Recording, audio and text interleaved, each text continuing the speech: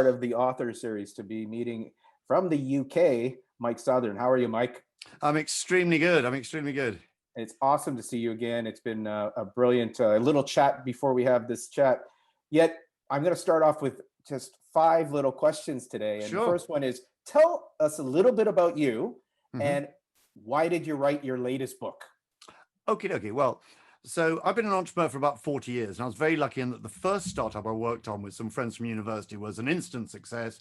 5 years later, we sold it. And then I played in a band for a while. Then I worked on lots of different startups, mostly disastrously with some sociopaths. We were just talking about that, some very difficult people, because entrepreneurs can be difficult people. But I was sort of tootling on quite nicely. Then I was incredibly lucky to get the idea back in 2002 or before 2002 to co-author a book called The Beermat Entrepreneur. And I have them here. I've plenty on the shelf here. Anybody I know, if you're lucky, you've got a rare unsigned copy. We sold 100,000 of these all around the world, done a new edition. So I'm a published author. And what's nice about that book is it's so cheap on Amazon now. It's like £5. When I want copies, I just buy them and hand them out. So I'm well known as a business author. And the whole Beermat thing was you go to a British pub, you write on a beer mat and you turn your good idea into a great business. So I've been living off that ever since. I've been doing a lot of speaking. That's the context I met you in. And I was entrepreneur for the city of Liverpool because I love the Beatles. And, so I've had a fun time. And most recently I've been, I was just explaining, I'm working for an old friend of mine on their startup. We're doing it through Zoom because we're in these strange times. But I have just written a new book. And it's an absolute labor of love, because what happened was, it's all about this guy here. Let me just share screen. Okay, it's a friend of mine called Jim Rodford, and this is the book, which is literally about to be bound now. So here is the book. So here's Jim Rodford's sideman. There's Jim. And he's been in many, many bands. This is him in a band called The Zombies. He wasn't in the original Zombies, Time of the Season, She's Not There, but that's Rod Argent from The Zombies. They're all cousins. And this picture was taken by Steve, the drummer, at a gig. And Steve's been the drummer in my band for many years. So I've known Jim since time immemorial. He's a lovely, lovely man. Now, I heard he was doing his memoirs. So I offered to help him to get out of the pub and record some stories. And his first story, where he starts, his first professional gig, was doing a Christmas show at the Odeon Hammersmith, as it was called then, with the Beatles. And I'll show you that picture.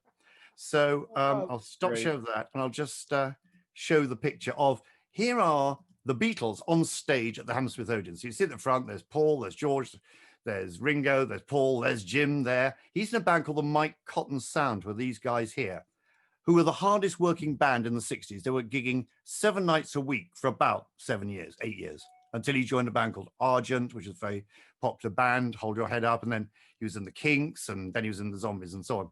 Other bands here are Freddie and the Dreamers. That's Elkie Brooks, you may know. There's Eric Clapton there, because there's the Yardbirds. He's about to leave. So he's telling me stories about this ghastly show they were in. It was like a cabaret show. No, it's like a pantomime show where there's sketches. All you could hear was the screaming. There was a poor donkey, because it was a Christmas show that disgraced itself every night, 2 nights a week. And he tells a great story personally about how one night there was really bad traffic. There was an accident on the North Circular. So he arrives literally 5 minutes before curtain up. And it's the first professional gig he's had, about 2 weeks in. And everybody's like, where's this little idiot? And da-da-da-da-da. And he said, from that day, I was never late for a gig again. Nice learning from there. And he had this amazing career. So I was recording these stories and just transcribing them, because you do that automatically on, there's a load of programs. You just talk to them, then you just transcribe it using AI. I mean, we can turn this via Otter into a bit of text. And I was just sending them to him for fun. Then tragedy struck. He came back off tour. This is about 3 years ago, and fell back, hit his head and died. And when they had the memorial service for him, which I went to, is at St. Albans, well, they call it the Abbey, but it's a cathedral. 1,000 people were there. And you learn that he was probably the nicest man in show business. I'll just stop sharing now. And nobody loved him. Nobody had a bad word to say about him. And his stories were just amazing. Then the family said, well, he'd been working on his memoirs. Can he do anything with it? So I thought, I'll have a go. So I took he'd written up to the time when he joins the Kinks, about 1978. Then it just stops. There's lots of interesting stuff. And this stuff about the 60s was just fascinating.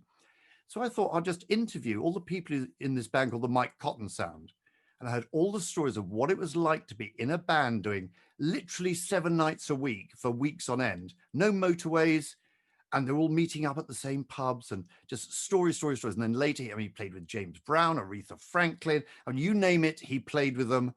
And also, he did a spreadsheet of all his gigs, all 8,000 of them. So I worked from that, interviewed these old boys in their 80s. I tracked one of them down because they'd lost touch with one of the drummers. It was the most blissful project. So I put all this together, and I enlisted Chris's help to make the English better. My co-author, Chris West, is a brilliant writer. So it turned into some very nice English. He tidied it up and did that. We put all this together. Of course, Jim's got all the stories about how he started and his cousin and his dad and all of this.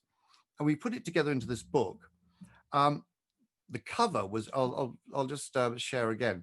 This is the book. This cover was done by a brilliant guy, Phil Smee, who's done, Elvis Costello, Tubular Bells, whatever, just a local friend. And that's Jim's bass at his memorial service. He just had his bass with his hat in the corner there when they had a memorial gig where they all came up, all these famous rock musicians. And for the family, for his wife, Jean, who I know really well, who's 80, it's for them. It's 100 copies we're printing, and they're beautiful. It's beautiful paper, beautiful color. When I took the proof copy round, they were crying because they didn't expect it would be so beautiful. Now, you can do a book yourself now quite easily. So stage one is, let's get 100 nice ones printed up on nice paper. And I've got of course, one of the guys I'm mentoring is a printer, but they're talking, 20 to 25 pounds or $30 or something each, which for a souvenir book, limited edition, some of the fans might want to buy. So stage one is literally, they're being bound today or something. I'll go and pick them up, take them down to Jean, hand them over. She's going to send some out. I'm going to send some out to the people I interviewed. Then we'll see what we want to do with it. Maybe another 100 copies for merchandise for the zombies. Then Chris and I will work on, or Chris will work on, the Amazon print on demand version, where you take what we've done, you put it into a slightly different format. It's on Amazon. And if somebody buys it, it gets printed. If they don't, they don't. So there's no stock. You've got to buy copies, all that nonsense. And who knows what will happen with it? I mean, Chris is saying, look, this book is written for the family. There's a lot of stuff only the family are interested in, pictures of them and so on. But my God, there's a book about the Mike Cotton Sound, the best band of the 60s you never heard of, and the stories. Some I can't put in the book. I mean, just brilliant stories you'd expect. And it was just a fun thing to do. But the point here is, you were talking about reconnecting with your parents and spending time with them. What everybody should do is just capture the stories, talk to them, record them, apropos of nothing. Just get it down there. So at least you can show it to grandchildren, great grandchildren. You can, if you felt like it, you tell the story, because all of us have had parents and grandparents who went through something.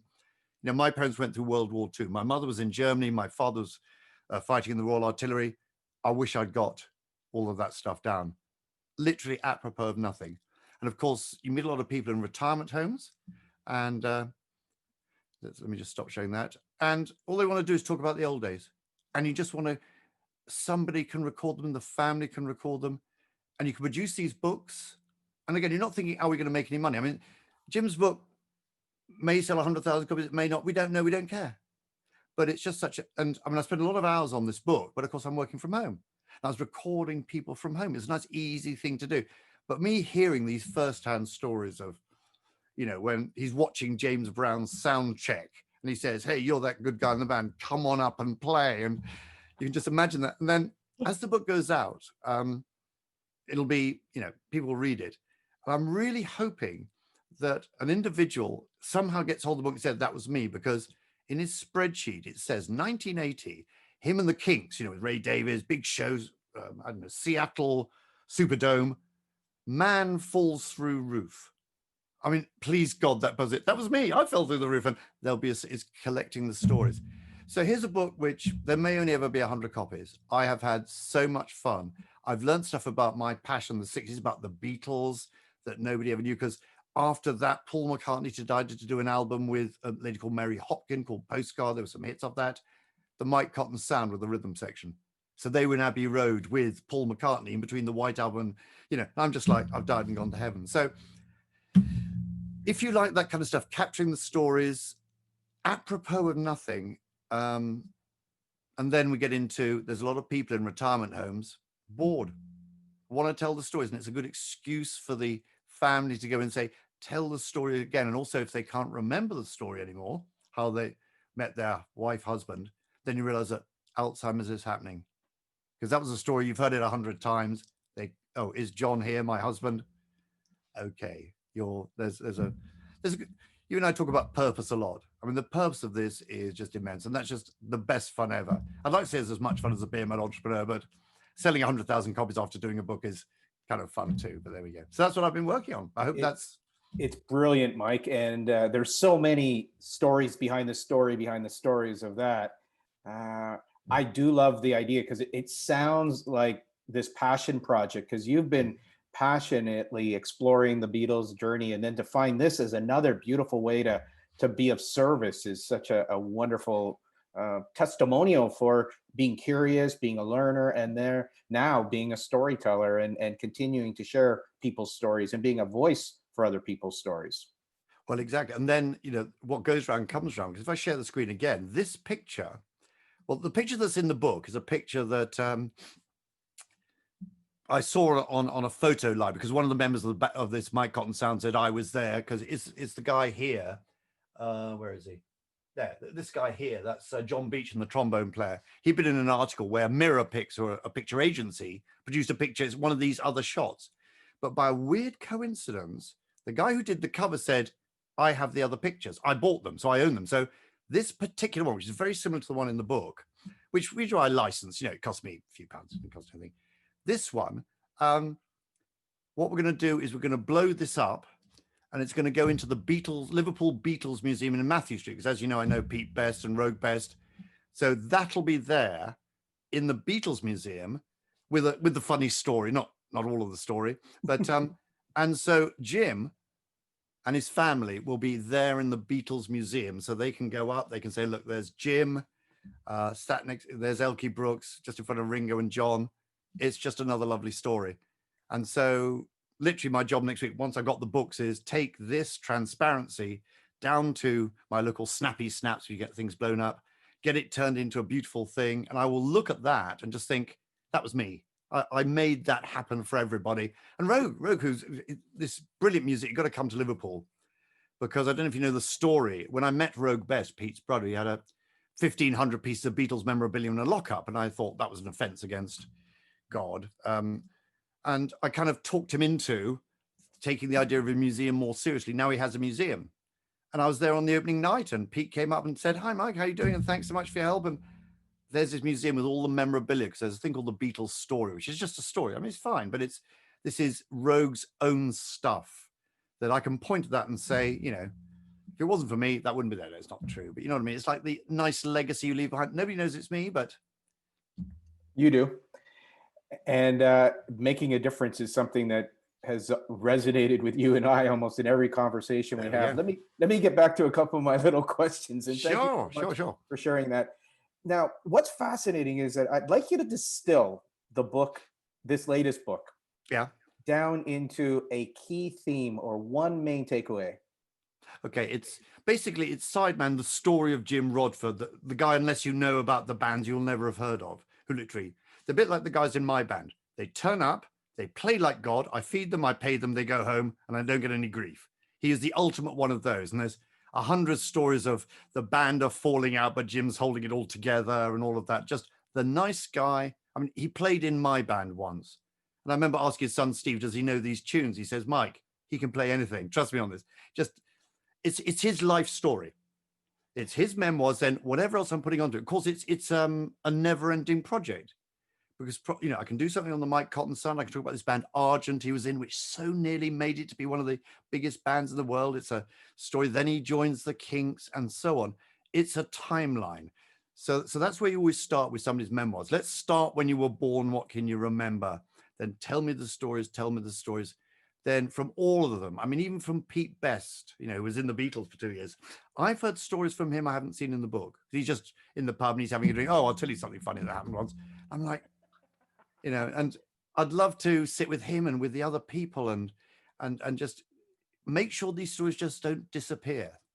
That's the essence of the book. It's the story of, once upon a time he was working